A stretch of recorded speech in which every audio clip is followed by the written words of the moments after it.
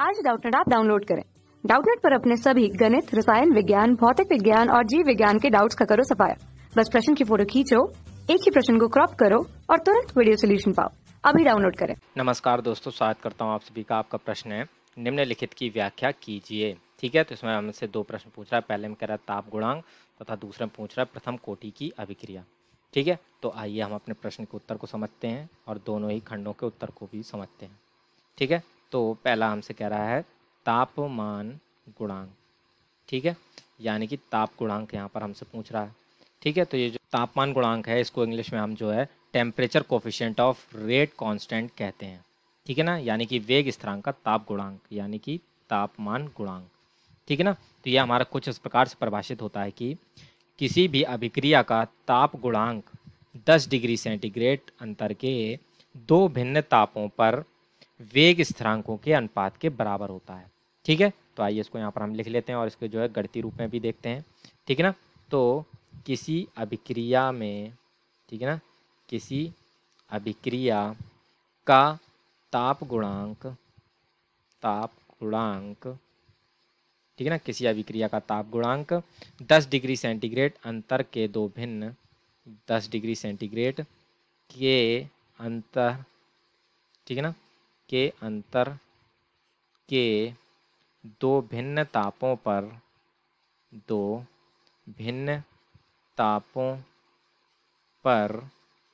ठीक है ना, वेग स्थिरांकों के अनुपात के बराबर होता है। वेग स्थिरांकों के अनुपात के बराबर होता है। ठीक है ना, अनुपात के बराबर होता है। ठीक है, तो ये जो ताप गुणांक हमारा इस प्रकार से परिभाषित है। ठीक है ना, तो जैसे कि इसका हम यहाँ पर गणितीय रूप देखें यदि, तो ताप गुणांक बराबर हमारा होता है, ठीक है ना, के टी प्लस 10, ठीक है ना, के टी प्लस 10 बटे के टी। ठीक है, जहाँ पर ये जो हमारा के टी प्लस 10 से क्या तात्पर्य होता है कि टी प्लस 10 डिग्री सेंटीग्रेड पर, ठीक है ना, वेग स्थिरांक का मान, वेग स्थिरांक का मान। ठीक है, और के टी क्या होता है, टी डिग्री सेंटीग्रेड पर वेग स्थिरांक का मान। ठीक है, टी डिग्री सेंटीग्रेड पर वेग स्थिरांक का, ठीक है ना, वेग स्थिरांक का मान। ठीक है, तो इस प्रकार से जो है इन दोनों का अनुपात जो होता है वह हमारा ताप गुणांक कहलाता है। ठीक है, और ये ताप गुणांक का जो मान होता है वह सदैव ही हमारा जो है वह 2 से 3 के मध्य आता है। ठीक है ना, 2 से 3 के मध्य आता है, अर्थात प्रति 10 डिग्री सेंटीग्रेड ताप बढ़ाने से अभिक्रिया का वेग लगभग 2 गुना से 3 गुना हो जाता है। ठीक है, तो ये जो है हमारा ताप गुणांक प्रदर्शित करता है। ठीक, तो इस प्रकार से हमारे पहले भाग का उत्तर पूर्ण हुआ। और दूसरे भाग में क्या कर रहा है, प्रथम कोटि की अभिक्रिया। ठीक है ना, तो आइए हम इसको भी समझते हैं कि प्रथम कोटि की अभिक्रिया जो है वह क्या होती है, किस प्रकार से परिभाषित है। ठीक है, तो प्रथम कोटि की अभिक्रिया जो है हम इंग्लिश में कहते हैं फर्स्ट ऑर्डर रिएक्शन। ठीक है, तो आइए इसको हम समझते हैं। तो ये जो हमारी प्रथम कोटि की अभिक्रिया है कुछ इस प्रकार से परिभाषित है कि जिस अभिक्रिया का वेग अभिकारक की सांद्रता की प्रथम घात के समानुपाती होता है, प्रथम कोटि की अभिक्रिया कहलाती है।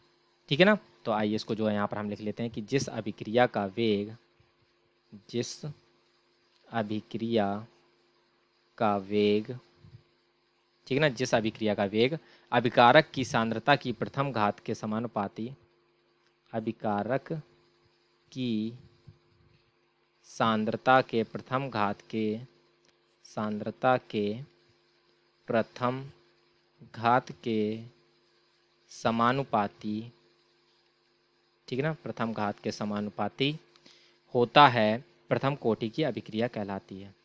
होता है, ठीक है ना, समानुपाती होता है प्रथम कोटि की अभिक्रिया, प्रथम कोटि की अभिक्रिया, ठीक है ना, प्रथम कोटि की अभिक्रिया कहलाती है। ठीक है ना, तो ये जो है हमारा इस प्रकार से परिभाषित होती है प्रथम कोटि की अभिक्रिया।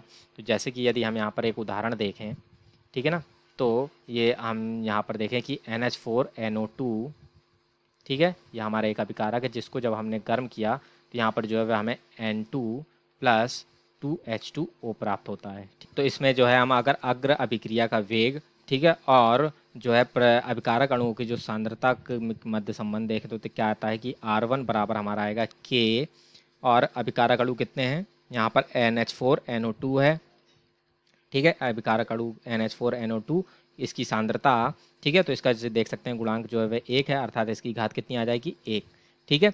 तो इससे क्या स्पष्ट हुआ कि जैसे कि हमने परिभाषा में देखा था कि जिस अभिक्रिया का वेग अभिकारक की सांद्रता के प्रथम घात के समानुपाती होता है, प्रथम कोटि की अभिक्रिया कहलाती है, ठीक है। तो जैसे कि हम यहाँ पर देख सकते हैं कि ये जो अभिक्रिया का वेग है, ठीक है ना, अभिक्रिया का वेग जो है ये हमारा अभिकारक अणु की सांद्रता की प्रथम घात के देख सकते हैं ये समानुपाती है। समानुपाती कैसे, यदि हम यहाँ से K हटा दें तो R1 जो है ये हमारा समानुपाती हो जाएगा NH4NO2 की पावर 1, ठीक है, अर्थात अभिकारक अणु की सांद्रता के प्रथम घात के समानुपाती हो जाएगा, ठीक है। तो इस प्रकार से जो है ये हमारा स्पष्ट होता है कि ये जो दी हुई अभिक्रिया है ये हमारी कौन सी प्रथम कोटि की अभिक्रिया है, ठीक है ना, प्रथम कोटि की अभिक्रिया, ठीक है ना, अर्थात यहाँ पर जो हमारा ऑर्डर ऑफ रिएक्शन होगा, ऑर्डर ऑफ रिएक्शन, ठीक है, वह हमारा कितना आ जाता है, अर्थात अभिक्रिया कोटि 1 आ जाती है इसके लिए, ठीक है ना। तो इस प्रकार से जो है ये हमारे प्रश्न का उत्तर पूर्ण होता है। आशा करता हूँ आप सभी को उत्तर समझ में आया होगा। धन्यवाद। कक्षा 6वीं से 12वीं से लेकर नीट, IIT, JEE वो एडवांस के लेवल तक 1 करोड़ से ज्यादा छात्रों का भरोसा। आज ही डाउनलोड करें डाउटनेट ऐप या व्हाट्सएप करें अपने सारे डाउट्स 8400 400 400 पर।